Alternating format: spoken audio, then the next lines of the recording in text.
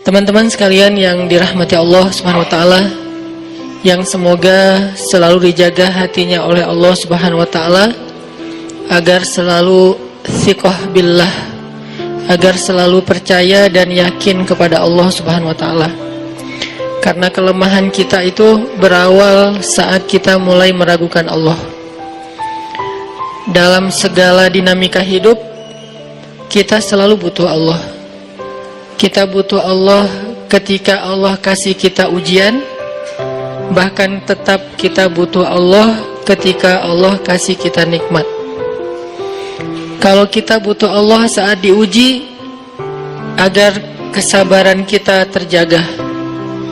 Karena orang yang tidak ditemani atau dibersamai oleh Allah Subhanahu wa taala ketika dia sedang diuji, maka dia akan mudah untuk berkeluh kesah, bahkan berputus asa. Kebersamaan Allah kepada dia saat dia diuji itu adalah Allah Subhanahu wa taala menghibur hatinya. Allah Subhanahu wa taala menenangkan hatinya. Allah Subhanahu wa taala menghidupkan hatinya dengan nikmat iman. Ala bidzikrillahi tatmainnul qulub. Innamal mu'minun idza dzukirallah wajilat qulubuhum. Bukankah dengan mengingat Allah hati menjadi tenang? Dan orang yang beriman apabila diingatkan dengan nama Allah, disebut nama Allah, maka hatinya akan bergetar. Ini bentuk Allah membersamai hambanya ketika dia dalam keadaan diuji. Allah menghiburnya dengan kalimat, alam yajidka yatiman fa'awa wa wajadaka dhallan fahada wa wajadaka ailan fa'aghna. Allah menghiburnya dengan kalimat, inna a'tainakal kautsar.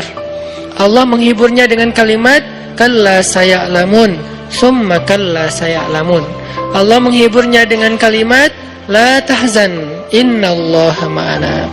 Ini adalah ketika Allah membersamai seorang hamba saat dia dalam keadaan diuji. Allah membersamai hamba juga ketika dia dalam keadaan diberi nikmat.